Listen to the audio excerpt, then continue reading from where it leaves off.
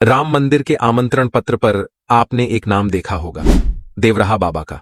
आइए आपको बताते हैं कौन थे देवराहा बाबा, क्या है राम मंदिर में बाबा जी का सहयोग। लोक मान्यताओं के अनुसार बाबा जी उत्तर प्रदेश के देवरिया जिले के नाथ नदौली गांव के रहने वाले थे। हिमालय में अनेक वर्षों तक अज्ञात रूप में रहकर उन्होंने साधना की। पूज्यनीय देवराहा बाबा जी ने देवरिया जनपद के सलेमपुर तहसील में मिलगांव से लगभग 1 कोस की दूरी पर सरयू नदी के किनारे एक मचान पर अपना डेरा डाल दिया और धर्म कर्म करने लगे। देवरिया में वर्षों तक निवास करने के कारण उनका नाम देवराहा बाबा पड़ा।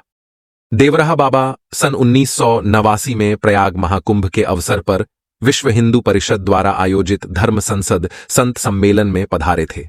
बाबा जी ने घोषणा की थी कि विश्व हिंदू परिषद मेरी आत्मा है और राम जन्मभूमि आंदोलन मेरे ही समर्थन से चल रहा है।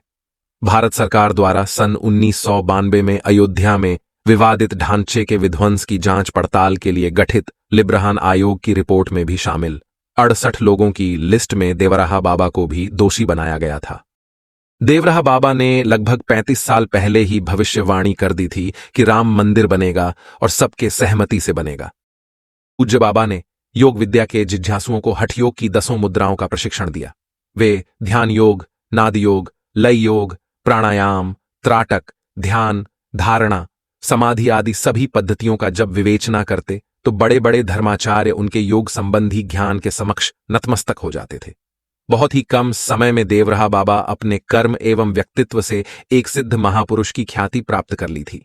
बाबा श्रद्धालुओं को योग और साधना के साथ साथ ज्ञान की बातें बताते थे। देवराहा बाबा के भक्त देश विदेश तक फैले थे।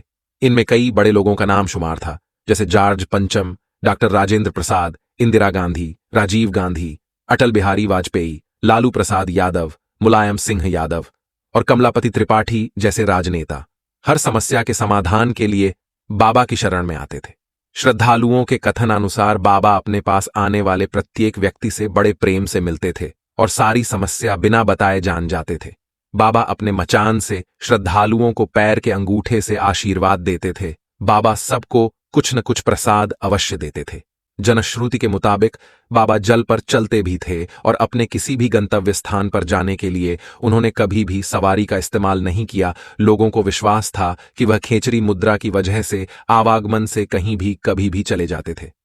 बाबा हर साल कुंभ के समय प्रयाग आते थे। उनके आसपास उगने वाले बबूल के पेड़ों में कांटे नहीं होते थे। चारों तरफ सुगंध ही सुगंध होता था। उनको पशु पक्षियों पेड़ों की भाषा समझ में आती थी। खतरनाक जंगली जानवरों को भी वह पल भर में काबू कर लेते थे। उनका जीवन बहुत सरल और सौम्य था। वह फोटो कैमरे और टीवी जैसी चीजों को देख अचंभित हो जाते थे। वह उनसे अपनी फोटो लेने के लिए कहते थे, लेकिन आश्चर्य की बात यह थी कि उनका फोटो नहीं बनता था। वह नहीं चाहते तो रिवॉल्वर से गोली भी नहीं चलती थी। उनका निर्जीव और सजीव दोनों पर पूर्ण नियंत्रण था। एक बार की घटना है, देवराहा बाबा से मिलने तत्कालीन प्रधानमंत्री राजीव गांधी को आना था। आला अफसरों ने हेलीपैड बनाने के लिए वहां लगे एक बबूल के पेड़ को काटने के निर्देश दिए। पता लगते ही बाबा ने एक बड़े अफसर को बुलाया और पूछा कि पेड़ क्यों काटना चाहते हो। अफसर ने कहा, प्रधानमंत्री आ रहे हैं इसलिए जरूरी है। बाबा बोले, तुम यहां प्रधानमंत्री को लाओगे, प्रशंसा पाओगे, प्रधानमंत्री का नाम भी होगा, लेकिन दंड तो बेचारे पेड़ को भुगतना पड़ेगा। वह इस बारे में पूछेगा तो क्या जवाब दूंगा? नहीं, यह पेड़ नहीं काटा जाएगा। अफसरों ने अपनी मजबूरी बताई, पर बाबा जरा भी राजी नहीं हुए। उनका कहना था कि यह पेड़ होगा तुम्हारी निगाह में, मेरा तो साथी है, पेड़ नहीं कट सकता। बाबा ने तसल्ली दी और कहा कि घबराओ मत, प्रधानमंत्री का कार्यक्रम टल जाएगा। 2 घंटे बाद ही प्रधानमंत्री कार्यालय से रेडियोग्राम आ गया कि प्रोग्राम स्थगित हो गया है। 19 जून सन 1990 की योगिनी एकादशी के पावन दिन उन्होंने निर्वाण प्राप्त किया। इस तरह की और रोचक जानकारी के लिए हमारे चैनल को सब्सक्राइब करें।